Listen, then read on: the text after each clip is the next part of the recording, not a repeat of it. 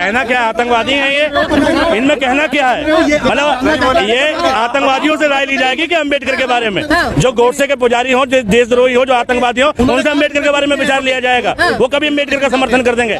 अम्बेडकर को समझने के लिए दिल में समानता का भाव लाना पड़ता है, ठीक है। अम्बेडकर को समझने के लिए संविधान के मौलिक अधिकारों में विश्वास करना पड़ता है। अम्बेडकर को समझने के लिए सभी धर्मों का सम्मान करना पड़ता है। ये ठहरे गोडसेवादी, धर्म धर्म धर्म धर्म धर्म का गांजा फूकते हैं ये, ठीक है। तो तुम्हें इनसे उम्मीद है अम्बेडकर की बात करेंगे, ये देश में भाईचारे की बात करेंगे।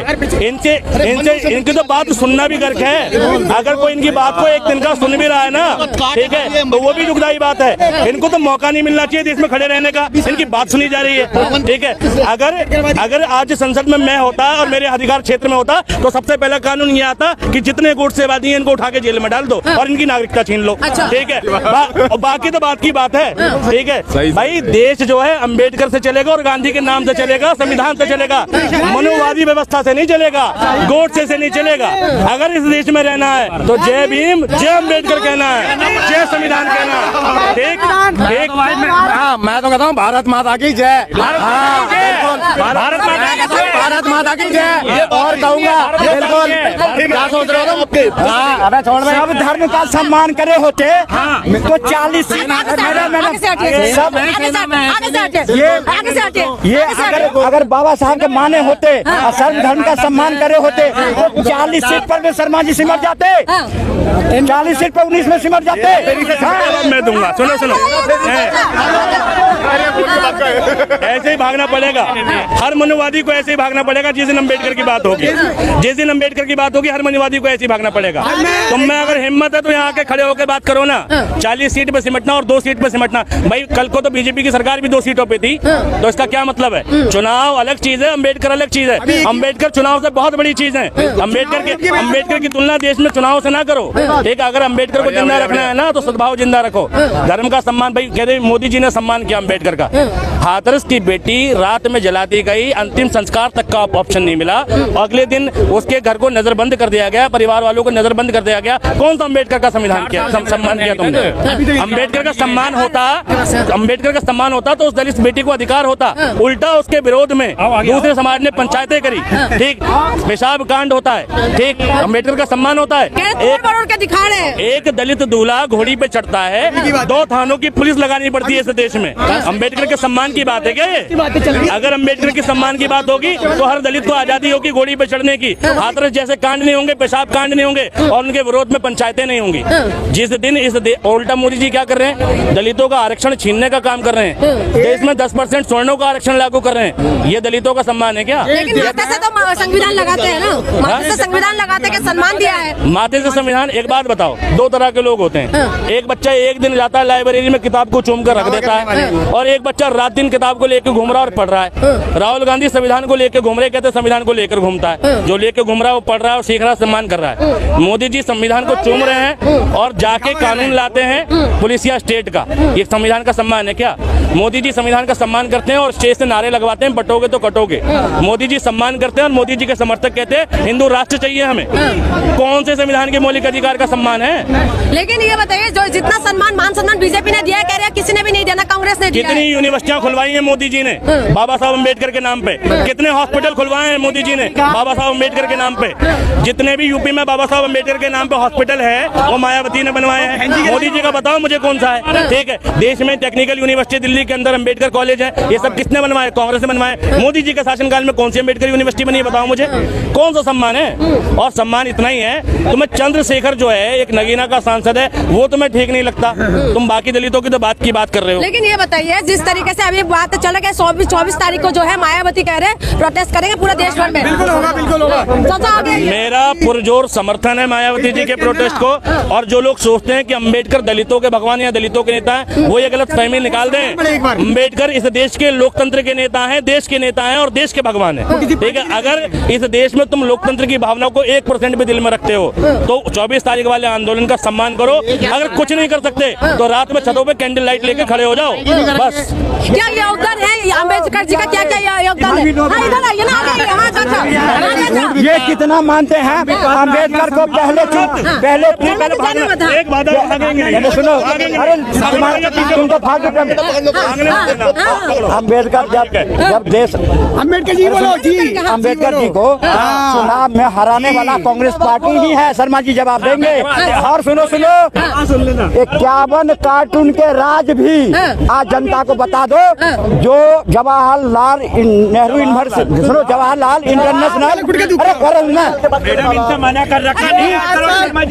गुजरात से 51 कार्टून में पंडित जवाहरलाल नेहरू, सोनिया गांधी, इंदिरा गांधी, राजीव गांधी, सबके लेटर जो 51 कार्टून में सोनिया गांधी मंगवाई और अपने घर में बात हो रहा है, वो भी तो राज बताए देश को।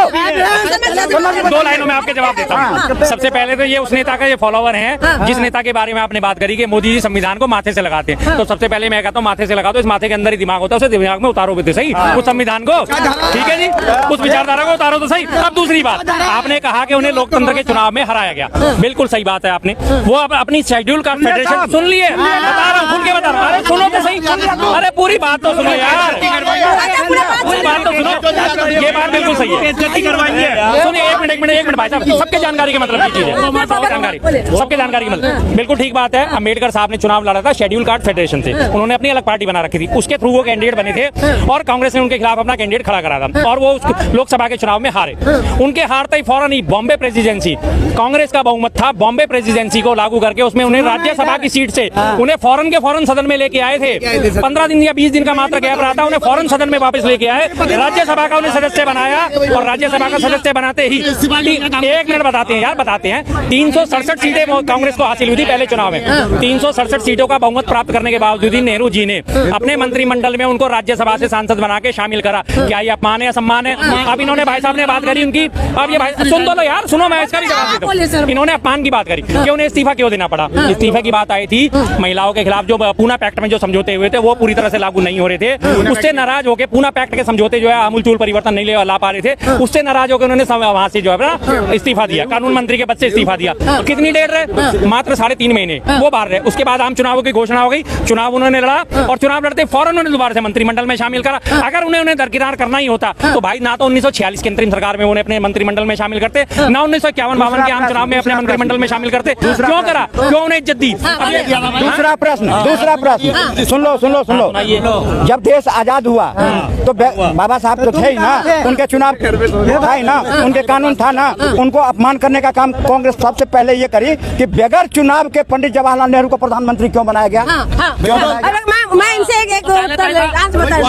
मैं देखो सुनो, मैं अगर 1 मिनट भाई साहब, 1 मिनट सुनो, नहीं आऊंगा भाई।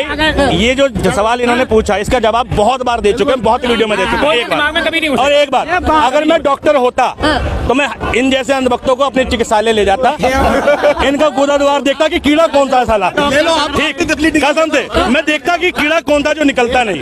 एक बात, दूसरी बात, अभी एक्सपोज कर दूं ये अम्बेडकर का सम्मान करते नहीं करते। 1 मिनट, वोट से गांधी नहीं करूंगा। ये और इनके नेता ये मोदी जी के समर्थक है। जवाब दो। नहीं, अरे तड़को मत यार। तीसरा प्रश्न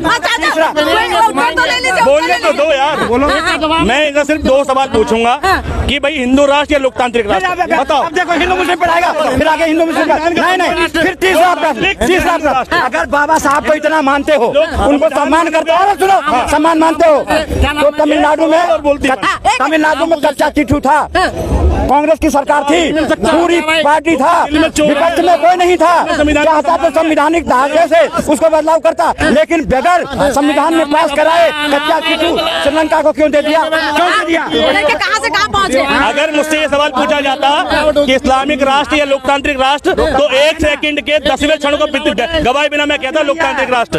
लेकिन अगर ये संविधान का सम्मान करते तो इन्हें लोकतांत्रिक राष्ट्र बोलने में दिक्कत क्या है? बताओ मुझे। हमने संविधान को सम्मान करे हैं, हमने संविधान को सम्मान करे, माथे पे रखे हैं। अगर संविधान में बदलाव किए हैं तो हम सुनो, महिला सशक्तिकरण के लिए, 370 के लिए, 3 तलाक के लिए हमने संविधान लाए, देश के लिए। तुमने संविधान को बदला है अपने पार्टी की कुर्सी बचाने के लिए, अपनी धर्म को बचाने के लिए। नहीं चलेगी आप देश में। सम्मान किया कि मणिपुर के अंदर महिलाओं का अरे मैडम, हमने इतना सम्मान मणिपुर में करे ना, जो राज्यपति राज हम जीतते जा रहे हैं, इतना सम्मान हारते जा रहे हैं। इतना सम्मान क्या कि मणिपुर के अंदर संविधान की धज्जियां उड़ा दिया आपने? नहीं, चल रही है, सारी व्यवस्था ठीक होगा। और मणिपुर में भी गंगा जमुना का भी बटेगा। आज कहे ना अमित शाह ने 2026 तक नक्सलवाद खत्म कर